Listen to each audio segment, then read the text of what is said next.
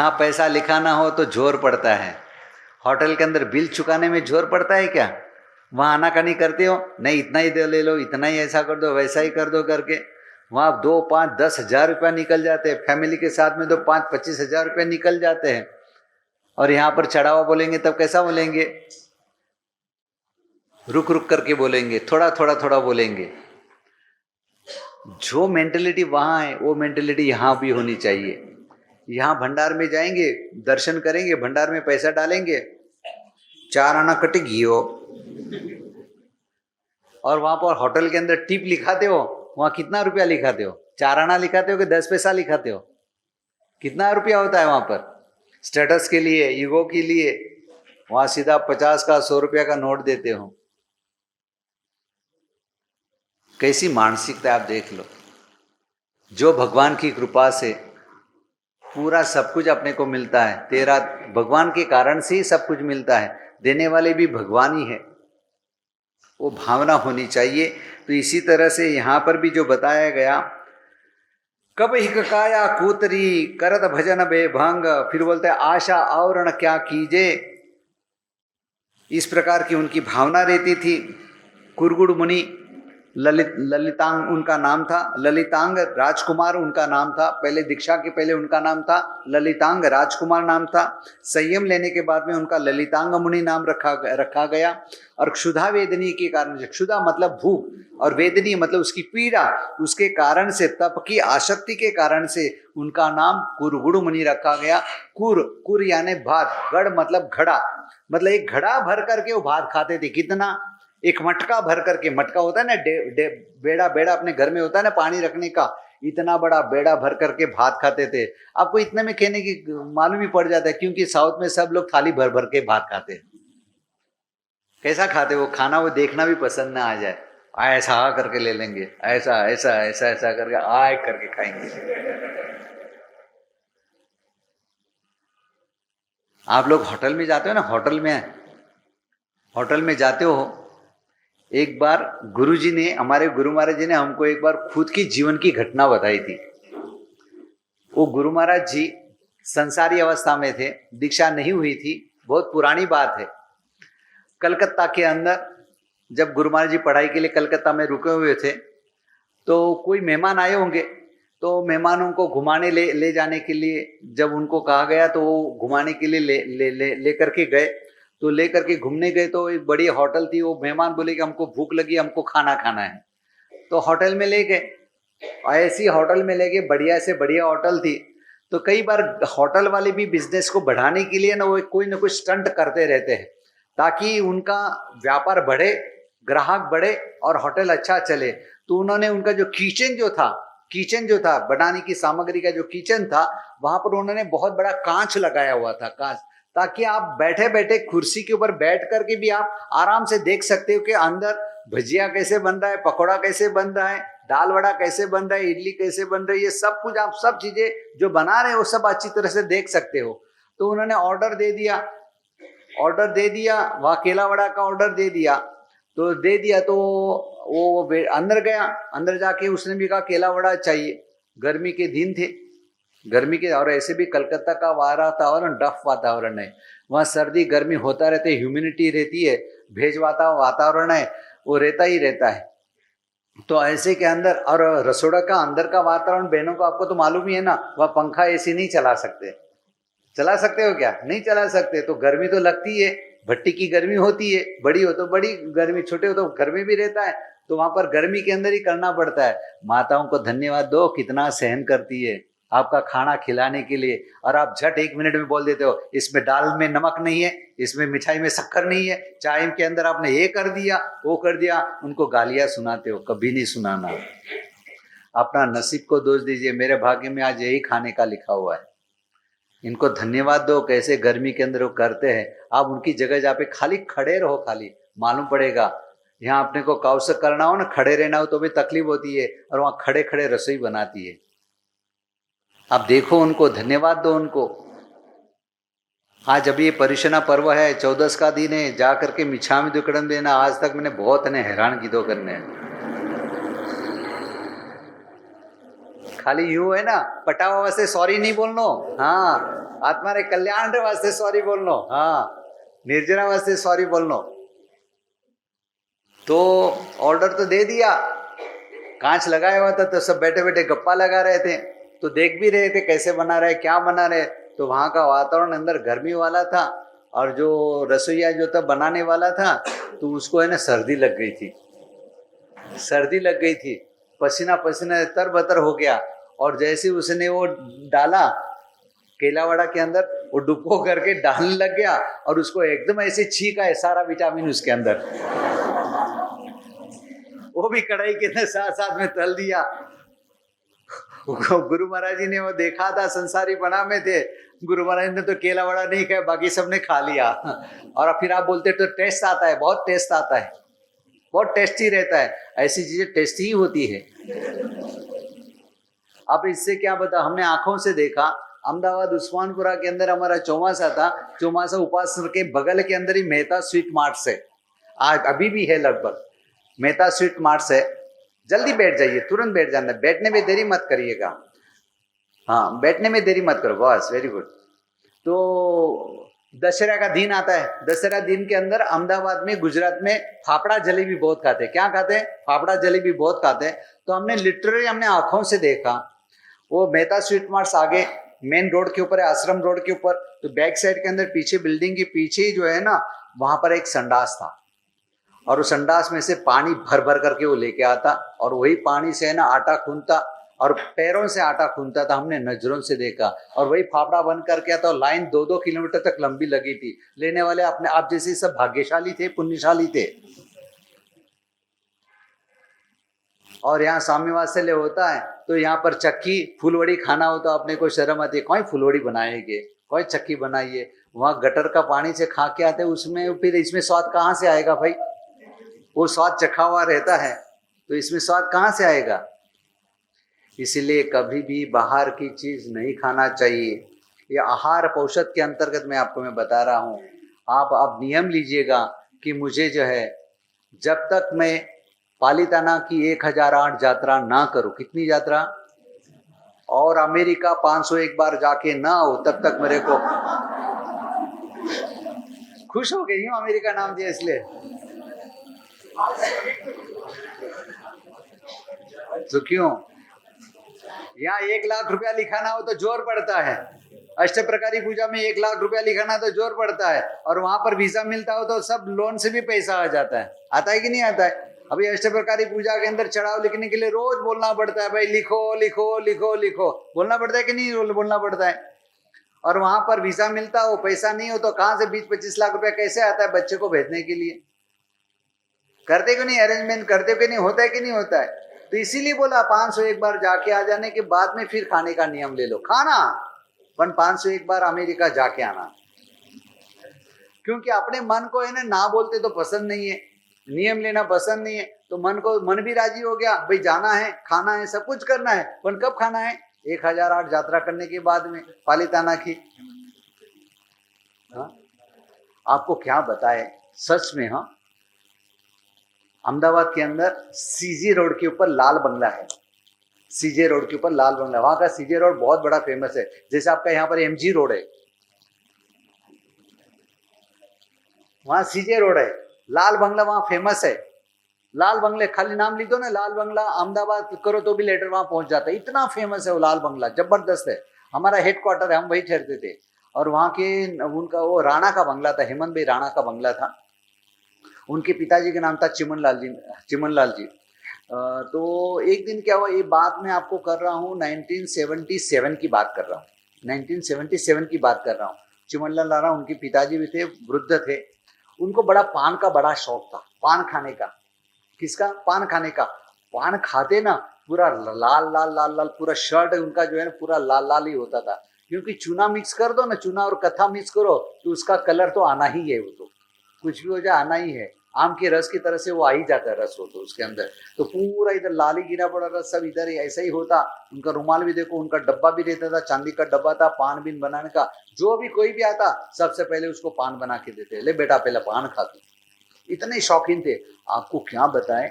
उनको उस समय, उस जमाने में उनको जापान जाने का कोई कारण पड़ा, जापान जाना पड़ा। तो उन्होंने सामान नहीं लिया, लेकिन एक करंडी भर करके 5000 पान ले लिया। कितने शौकीन होंगे आप सोच लो, इससे आप शौक कितना होगा खाने पीने का। आपको तो तट्टे इडली खाने का शौक होगा, उनको पान खाने का शौक है। 5000 पान ले लिए, 5000 पूरा करंडी भर गया, सामान कम लिया और लेकर के वो गए थे और टूर कर करके आ गए। फिर गुरु महाराज जी का ऊपर अपार स्नेह था, वात्सल्य था, प्रेम बहुत था, संबंध बहुत अच्छा था, आत्मीयता बहुत ही अच्छी थी। तो गुरु महाराज ने कहा अब उम्र हो गई, जिंदगी भर पान खा लिया, अब तो पान का त्याग कर दो, और नहीं हो तो इतना तो जीवन में कर लो, बहुत अच्छा रहेगा। तो बेचारे निखालस थे, राजा आदमी थे, उनके बंगले का नाम था दिल खुश। नाम भी कैसा था? दिल खुश। और वैसे भी रहते भी वैसे थे, दिल खुश की तरह से। वो कभी रोते नहीं थे, जो भी बोलो एकदम, कभी उनके जीवन में कभी नेगेटिविटी थी नहीं, कोई चीज में ना नहीं, करेंगे, भले कम ज्यादा करेंगे लेकिन करेंगे। किसी को नाराज नहीं करते थे, किसी को भी दुखी नहीं करते थे, ऐसा स्वभाव था। तो गुरु महाराज ने कहा है कि गुरुजी आपने बोला तो सही, एकदम तो नहीं छूटेगा मेरे से, क्या एकदम तो नहीं छूटेगा, झूठ तो नहीं बोलूंगा, तो क्या करोगे? तो उन्होंने स्वयं ने एक ऑप्शन दिया, कहा, और उस समय हमारा अहमदाबाद से बालकेश्वर, बेंगलोर, बम्बई की तरफ बिहार होने वाला था। तो कि गुरुजी मैं एक काम कर सकता हूँ कि मैं पान खाने का संपूर्ण त्याग तो नहीं करूंगा, लेकिन एक नियम रखता हूँ कि जब तक मैं आपका दर्शन नहीं करूं तब तक मुंह में पान नहीं डालूंगा। क्या नहीं करूंगा? जब तक मैं दर्शन नहीं करूं तब तक मैं पान नहीं खाऊंगा। गुरु महाराज ने कहा ठीक है, अभी बेचार उम्र तो हो गई है, तो चलो इतना सही, नियम ले लिया। तो हम अहमदाबाद से बड़ौदा आ गए। तो बड़ौदा आने में 15 दिन निकल गए हमारे। तो 15 दिन निकल गए, रुकते रुकते आए थे। तो अभी क्या करना, तो उनको खाने की तलब हो गई। तो तलब हो गई तो गाड़ी लेकर के आगे बड़ौदा आकर के कहा कि आज मारे મને ખાવાની ઈચ્છા થઈ ગઈ, એટલે હું આજે આવી ગયો અને પાનનો ડબ્બો પણ સાથે લઈને આવ્યો છું કે हाँ, तो बस दर्शन करो ना, यहाँ बैठा बैठा खाई ली इसके। तो मैंने कहा ठीक है, गुरुवार ने भी कहा, खा भी लिया। मतलब ऐसी भावना वाले थे, कैसे भी करके अपने मन को क्या करना, कंट्रोल करना चाहिए। तो फिर वो गए, फिर बाद में उनका आयुष्य भी कम था, बेचारे गुजर गए। पर देखा जाए, कहने का मतलब ये आहार औषध के अंदर अपने को क्या करना है, थोड़ा सा अपने जीवन के अंदर, अपने जीवन को, अपने जीव को ऊपर, कृष्ण के ऊपर कंट्रोल करना चाहिए। पूरे शरीर का आप वर्णन देखो, शरीर का पूरा जो है ना, आप विवरण देखेंगे उसके अंदर, ये जीव है ना बिना हड्डी की है, बिना हड्डी की है। आपके कान 2 है, उसको कोई पर्दा भी नहीं है, अंदर नाजुक है, सुनने का काम करती है। आंखें 2 है, पतला सा पर्दा दे दिया पापड़। नाक जो प्राणवायु लेने का काम करती है, जीवन धोरी इसी से चलती है। यहाँ पर भी कोई वेंटिलेशन कुछ भी नहीं है, पर्दा नहीं, बारी नहीं, कुछ भी नहीं, सिक्योरिटी है ना। और जीभ को देखना, 32 SRP गार्ड, ऊपर से होठ की दीवार, उसके अंदर उसको रखा गया है। ये जीभ को कहाँ रखा है? 32 दांत, वो SRP गार्ड हो गए उसके, और ऊपर से होठ की दीवार, उसके अंदर उसको रखा। इतनी खतरनाक है, क्योंकि नाक की छिद्र 2 है, काम 1 है, कान 2 है, काम 1 है, आंख 2 है, काम 1 है, लेकिन जीव 1 है और काम कितने हैं? 2 है। फूड सप्लाई एंड ब्रॉडकास्ट, और दोनों कितने महत्वपूर्ण डिपार्टमेंट है, उसके बिना चल सकता है क्या? नहीं चल सकता। तो ऐसा, इस प्रकार का, ऐसे जीव को कहाँ रखा? अंदर रखा। इसलिए कहा, बोली बोल अमोल है, बोल सके तो बोल, पहले मन में तोल के पीछे मुख से बोल। वचन मुखन मुख मुख मुख वचन मुखन वचन रतन मुख पोटली, चुप कर दीजिए ताल, ग्राहक हो तो दीजिए वाणी वचन रसाल। इसका उपयोग भी है ना घी की तरह से करने के लिए कहा गया। तो ऐसी जीव के लिए जो है ना कहा गया कि कैसे करना। जैसे कुरकुड़ मुनि ने किस प्रकार से क्षुधा वेदनीय को जो सहन नहीं कर सकते थे, तो चिंतन के द्वारा खाते खाते उनको केवल ज्ञान, कभी जो केवल ज्ञान हो गया। आषाढ़ा बुद्धि भी का जीवन देखिएगा, जो आगम के अंदर उसका वर्णन आता है। आषाढ़ा बुद्धि लाड़ू की साथ के लोलुपता के अंदर, और उन्होंने अपने व्रतों को भी भंग कर दिया, व्रतों को भी भंग कर दिया। और नाटकों के साथ में वो चलते गए, लेकिन एक नियम रखा कि जिस दिन जो है 10 आत्माएं दीक्षा नहीं ग्रहण करेंगी उस दिन जो है मैं दीक्षा ग्रहण करूंगा। लेकिन लक्ष्य तो उन्होंने नहीं चूका, अपने तो लक्ष्य से ही भटक गए, लक्ष्य से चूक गए। मन के अंदर ऐसा कोई संकल्प नहीं है कि चलो जीवन के 25 वर्ष बाद 50 वर्ष के बाद में या मैं जो है दीक्षा ले लूंगा, ऐसा मन के अंदर है कुछ नहीं है। इसीलिए पहले आप नियंत्रण कंट्रोल में आ जाओ। किसके अंदर आ जाओ? कंट्रोल में आ जाओ, संयम के अंदर आ जाओ। संयम के अंदर आना बहुत जरूरी है। संयम के अंदर आने से क्या होता है, मार्ग भी प्रशस्त हो जाता है और बहुत सारे कर्मों से अपने बच सकते हैं। तो इसी तरह से यहाँ पर यही सारी सब बातें बताई। गंगू आचार्य थे, गंगू आचार्य, गंगू नाम के आचार्य थे। वो उनके 500 शिष्यों के वो नायक थे और इतने बड़े गजब के विद्वान थे, गजब के विद्वान थे। मथुरा के अंदर मथुरी की वाचना बहुत बड़ी प्रसिद्ध है, मथुरी वाचना करके नाम से प्रसिद्ध है। लेकिन उनके अंदर एक ही माइनस पॉइंट था, आहार की लोलुपता, आहार की लोलुपता। उनको मर करके व्यंतर जाति में चले गए। कहाँ चले गए? व्यंतर जाति में चले गए और ऐसे निकृष्ट योनि में चले गए। और वहाँ पर उनको ध्यान में आया कि मैं ये रस की लोलुपता के कारण से मैं मर करके ऐसी व्यंतर योनि में आया। और तो उनको जो है ना ज्ञान तो होता है, मति ज्ञान होता है। उनको देखा उन्होंने कि ये तो गलत हो गया, तो उन्होंने कहा मेरे शिष्यों को मैं देख करके आऊँ। तो शिष्यों को देखा तो बेचारा खूब सुंदर आराधना कर रहे थे, संयम जीवन की पालना आदि बहुत बढ़िया ढंग से कर रहे थे। तो उन्होंने कहा मैं इस शिष्यों को जाकर के जागृत करूं। तो जागृत करने के लिए वो स्वयं व्यंतर निकाय से नीचे आए और जीव जो है ना इतनी बड़ी हाथी की सूंड की तरह से लंबी करके उस शिष्यों को दिखाते कि देखो ये जीव के कारण से, ये रस की लोलुपता के कारण से आज मेरी क्या अवदशा हो गई है, मैं कैसे निकृष्ट योनि में चला गया।